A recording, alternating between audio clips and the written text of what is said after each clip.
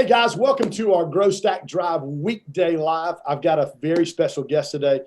David Meltzer, the co-founder of Sports One Marketing, formerly served as CEO for the Lee Steinberg Sports and Entertainment Agency, and also the inspiration for the movie Jerry Maguire. His mission is to empower over 1 billion people to be happy. You probably heard that a few times on your intros, haven't you, David? I love it.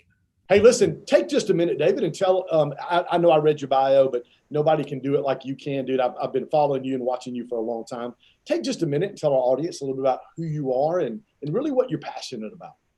Yeah, my journey is about relationship with two currencies. One currency is, and a currency definition is an object of energy that we put into the flow to get what we want. And the first is money. And that relationship started at 5 years old when my dad left, single mom, 6 kids. And the only time I wasn't happy was when we ran out of money. Car broke, dishwasher, no college money, summer camps, you guys get it, food even sometimes. So for me, that currency became a focal point of my journey.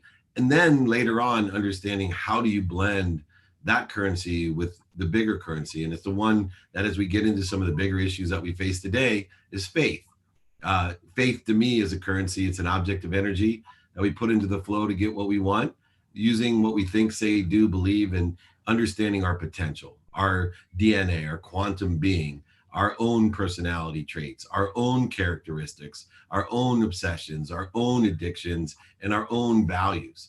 And those, how are they part and parcel to the whole currency that we're all connected to one another and this great, powerful source of light, love, and lessons. So my journey started being poor. Faith was not an equation at 5. It was simply, I'm going to make a ton of money to buy my mom a house and a car. And I worked really hard. I created a system called the enjoyment of the consistent, everyday, persistent, without quit pursuit of my potential. And it was always about my economic potential. I attached all of my emotions to the outcome of being rich.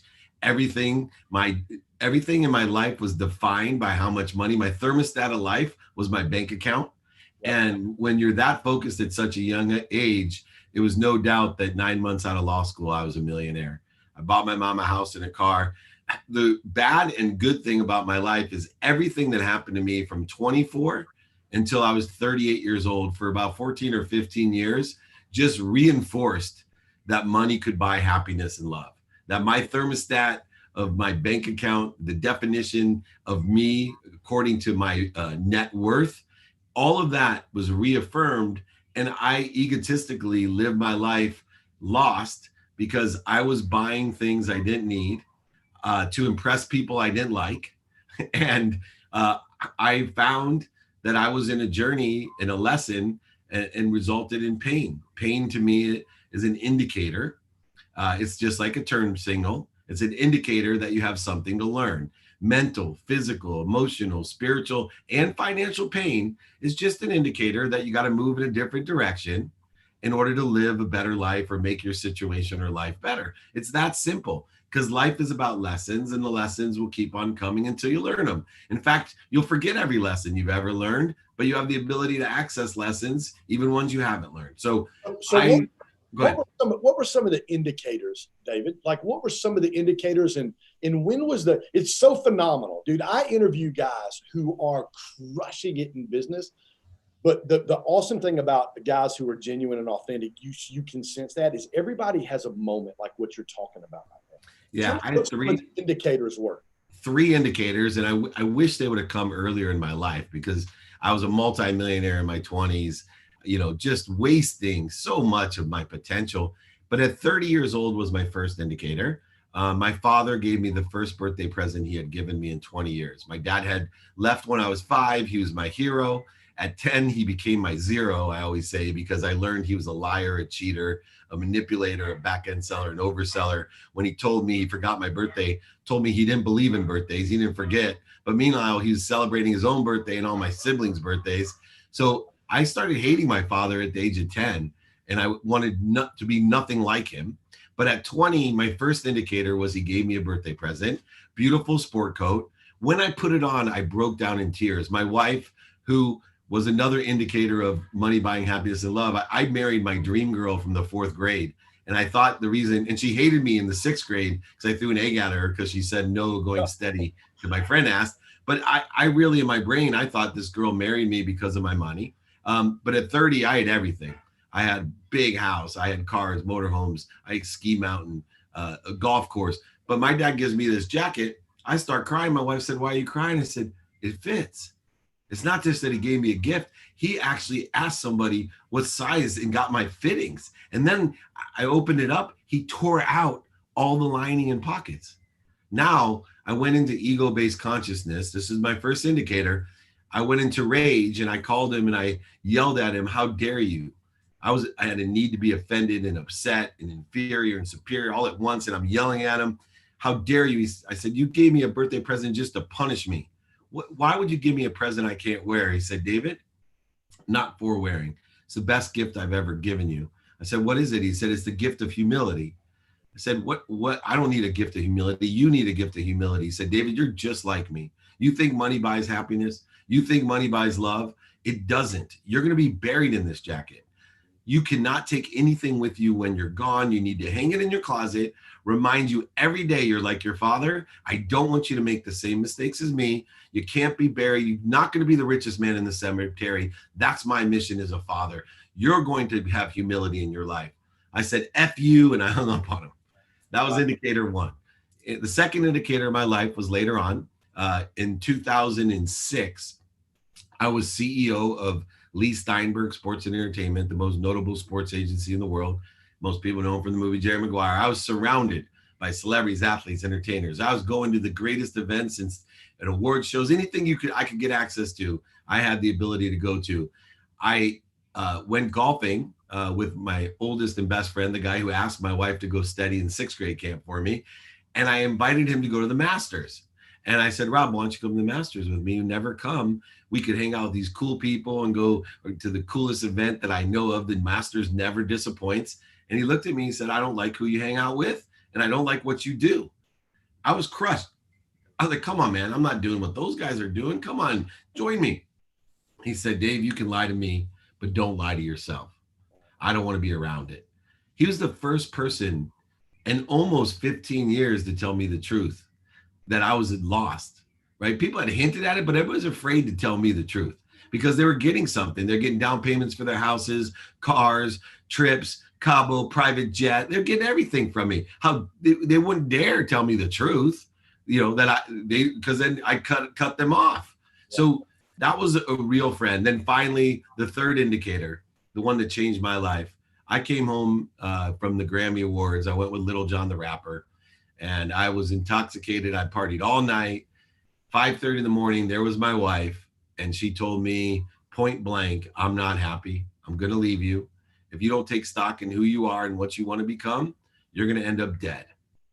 Now, I got pissed. Once again, I'm not ready to hear this, right? I'm just, are you kidding me? How dare you? How dare, do you know who you're talking to? Look around you. Cars, boats, motorhomes, nanny in the back room. What are you talking about? I was so pissed. I woke up the next morning calling lawyers, figuring out how I was going to take away her happiness. Because in my mind, money buys happiness and love. I'm taking away my money and my love.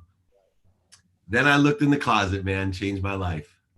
That jacket, I get choked up. I must have told this story 100 times. I can't tell without getting choked up. That's how much it changed my life. I looked at that jacket and then I looked at it and said, "Holy shit, I'm just like my dad. Everything I hate about my dad, I hate about myself. I'm a liar, a cheater, a manipulator, a back-end seller, an overseller, and I'm going to lose the greatest thing that I have, my family. I'm going to lose my health. I got to get my stuff straight." And that's when I started taking inventory of my values, personal, experiential, giving and receiving. And I started living by gratitude, forgiveness, accountability, and inspiration. And for the last 14 years, since 2006, including 2 years later when I lost over $100 million, I have lived a fulfilled, happy journey trying to pursue my potential. And my thermostat is no longer my bank account. You cannot define me, although I have more abundance in my life than I've ever had by what I have.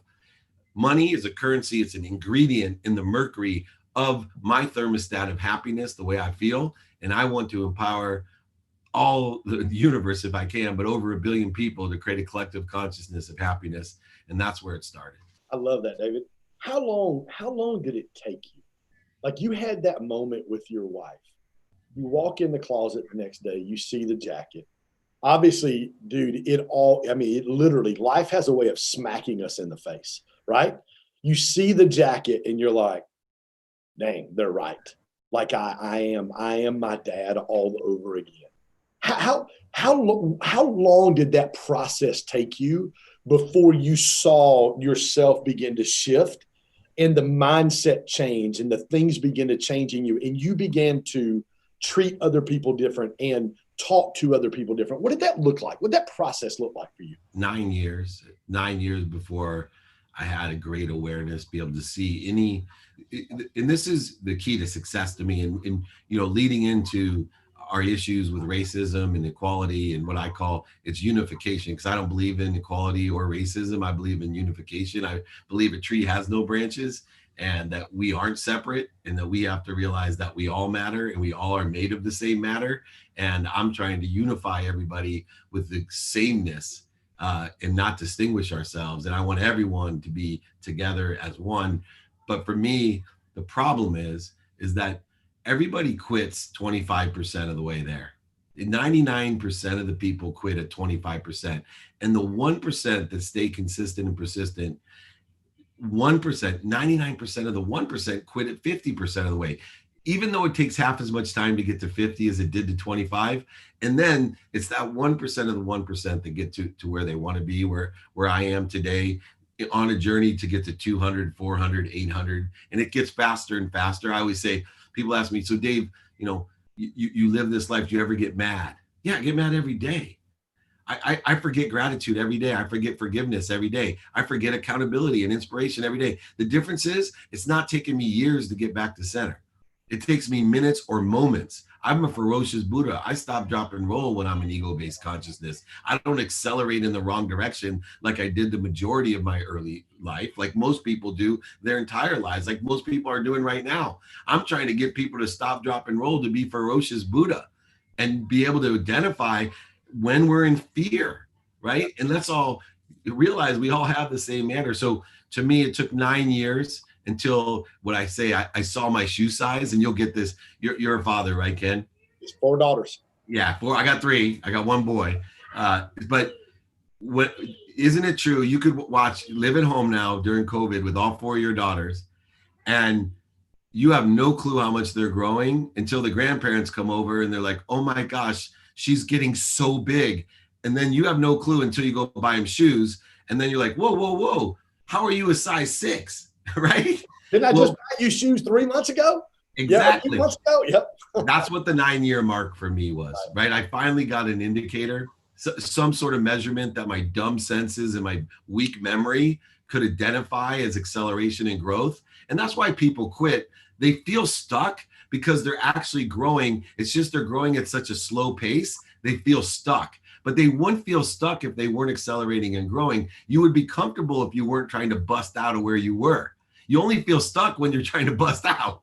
One of the things I say to my clients all the time, whether it be one-on-one coaching or group coaching, is think incremental, not monumental. Think incremental, not monumental. Every single day, daily discipline decisions. And over time, incremental turns into monumental. And you look up 6 months from now and you're like, I don't even recognize that guy. I want to ask this question.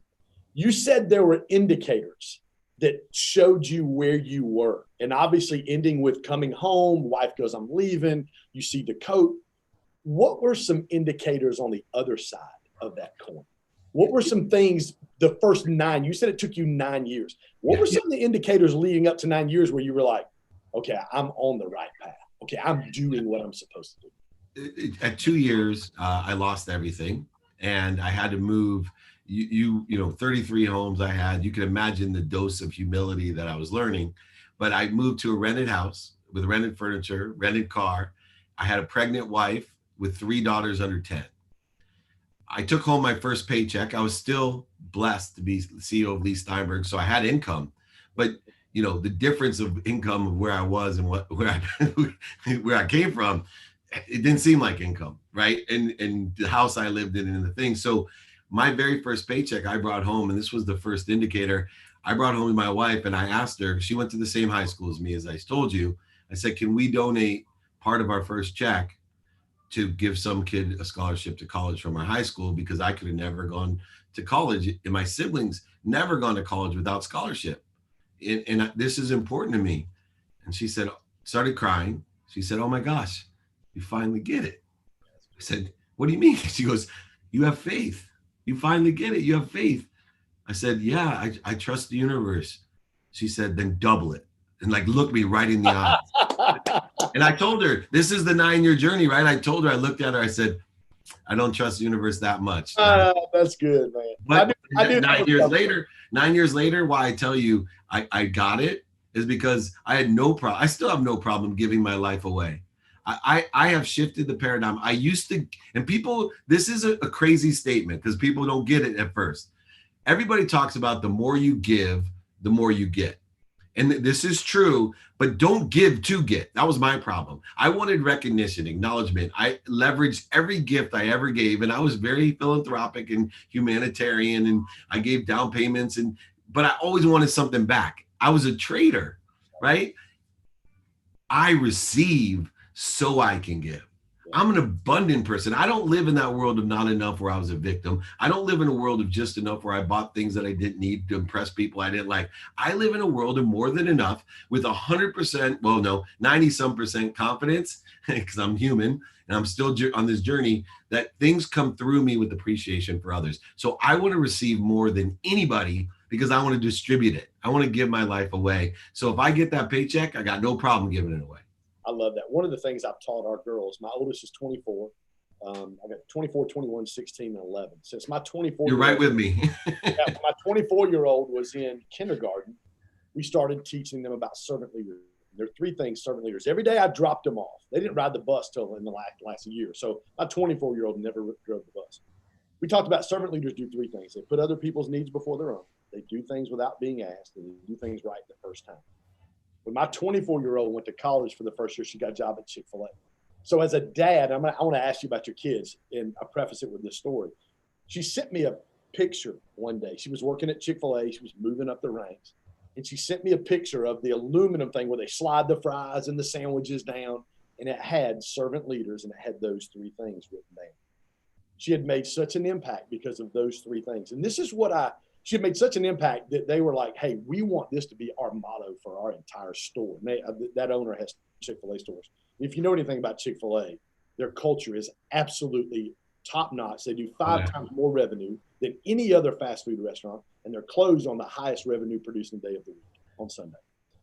So I see your mission is to empower over 1 billion people, but I want to get on the micro. Talk to me about how the switch was flipped in you and you saw indicators on the positive side. How's that been in your home? Like, what's that look like with your 3 girls and your son?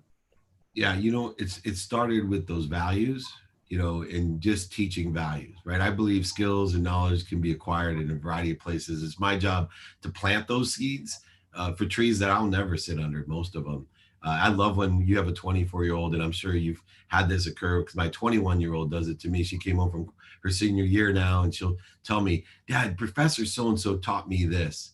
And it's a lesson that, I've been, be more interested than interesting. I'm like, your professor's been watching my videos. What are you talking about? I've been telling you that for years.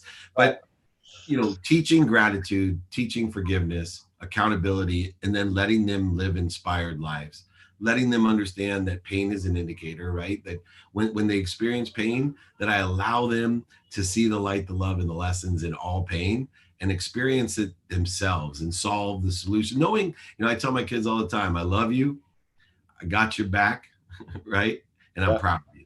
I'm proud of you. I tell them all the time, there's 3 things that you got to do. Did you do your best? Did you have fun? And did you help somebody else? Right? These are the things that, did you learn something by helping somebody else is really the lesson. But to bring it home, I believe what you resist persists. So the last thing I want to do is push onto them right? They're the last ones I want to preach to. They're the ones who I want to empower the most. I want to test my philosophy and my goal. I started out, nobody doubted I could be a billionaire. If I mentioned it in a meeting, someday I'll make over $1 billion, everybody's like, I bet my life on it. Dave Meltzer's a money making machine. He's Midas. But when I started telling people that I want to empower over 1 billion people to be happy, people thought I lost my mind. They're like, you've been hanging out with Joe Osteen too long. You're watching what is this?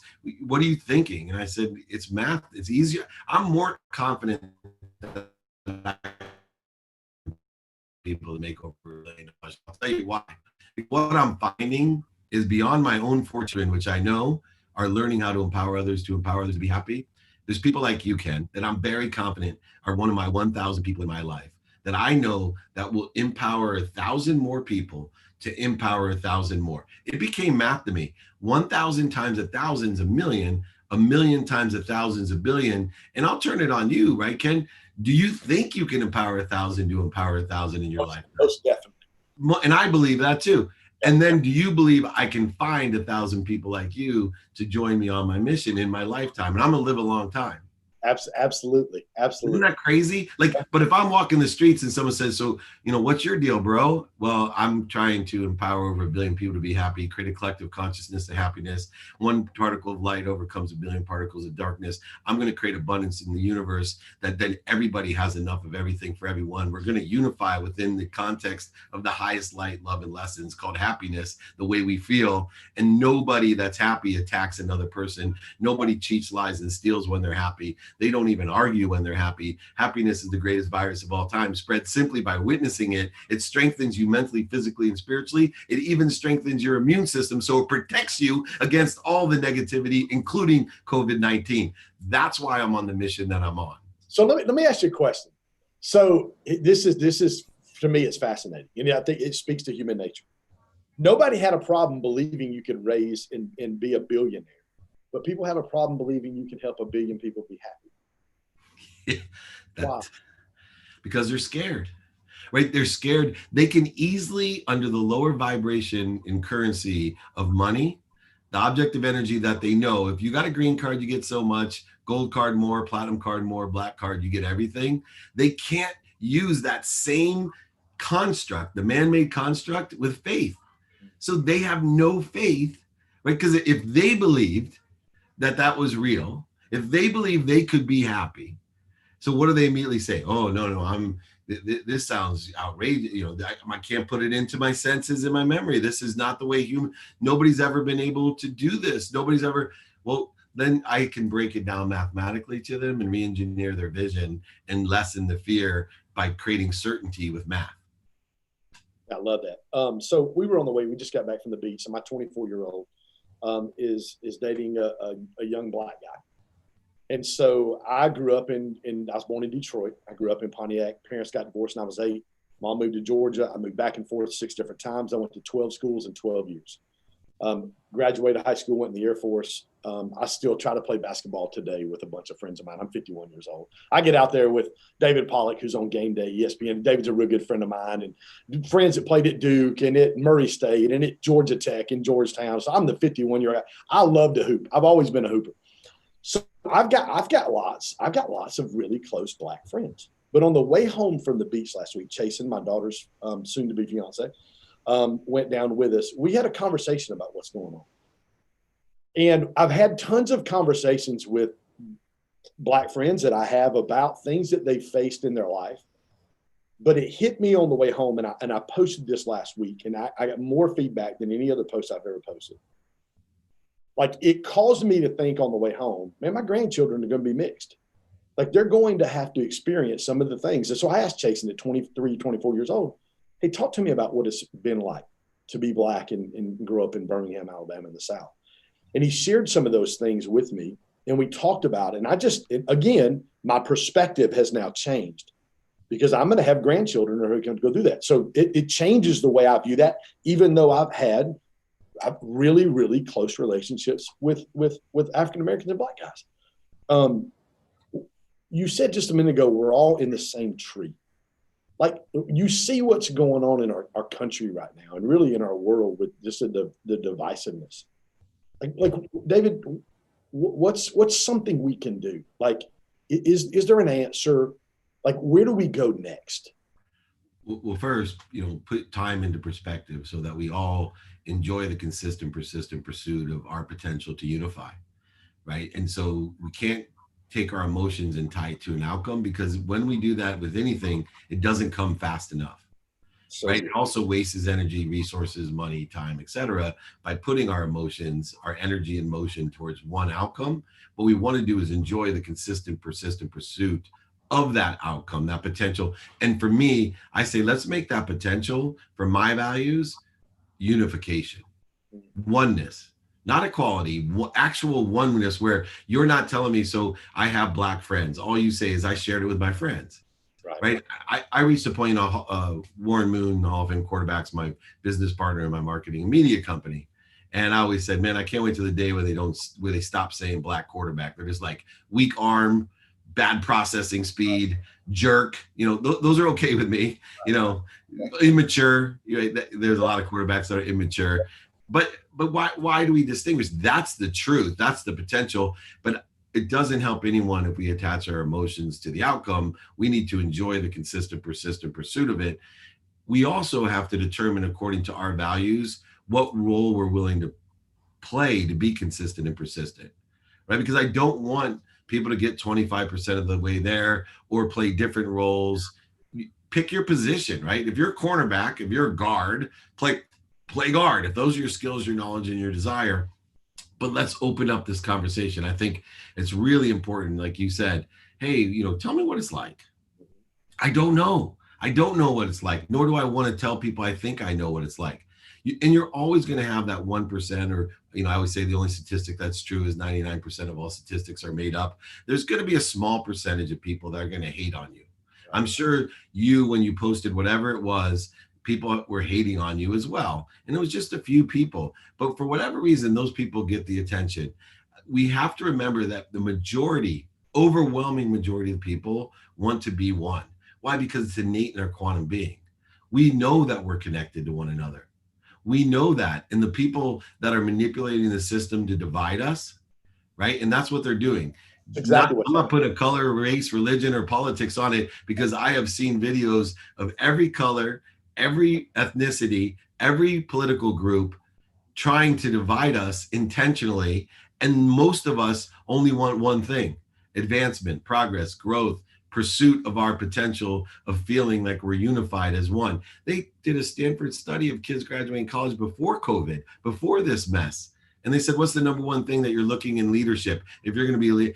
Overwhelmingly, the answer was just unification. We want to be unified. And as bad as this is, it is a force that can unify us worldwide, not just in the United States, not just in certain cities, but the entire world is standing up and saying, hold on a second, I don't want to be divided anymore.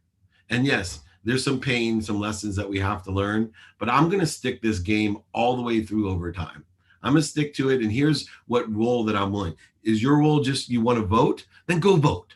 That's fine. Everyone can play their role. If your role, you want to do a sit down and protest. But what I say is, let's not have attacking thoughts that are destructive, divisive, right? Let's be constructive and progressive. Let's add value, appreciate the situation with one another, and find progress as a solution, not attaching our emotions to that outcome. David, that's amazing. I'm super grateful you took some time to be with us today. Dude, you can count me in on one of your 1,000 guys. I'm in, man. Right on. Well, if you can invite your audience, I do a free training every Friday, 11 a.m. Pacific, 2 p.m. Eastern. We replay it, thousands and thousands of people. This week is just an open house to do these Q&As for people that want to unify and learn about how we can better unify and come together and help and play our positions as one. And I appreciate the opportunity to be on here. Make sure you get my cell phone. I'm gonna hang out with you and Greg Reed. Dude, I'm coming out. I'm coming out probably in about 3 weeks when I get through all this next couple of weeks of traveling. I definitely love to hang out, and I'll definitely get Stacy to connect with your office, and we'll get a link on these lives so people can connect with you. Man, listen, grateful for your heart, man. I absolutely love your heart. I love your story. I love your passion to help people. I love that you've not made it about yourself, but you do make it about but you do make it about other people. So, man, praying for you, believing for 1 billion people. I love the vision. I love the passion. I love the smile. I love the energy. And David, thank you so much for being a part of today. And when we get out and hang out with Greg, man, we're definitely going to come spend some time together. Thank you, my friend. Be kind to your future self and do Yeah, good deeds. I will do it. And I'll see you in a couple of weeks on my Growth Stack Drive virtual summit. You got it, my friend. I'll be there. Appreciate you, buddy. Love you, man. Love you. Thank you. Take care. See you, David. Bye-bye.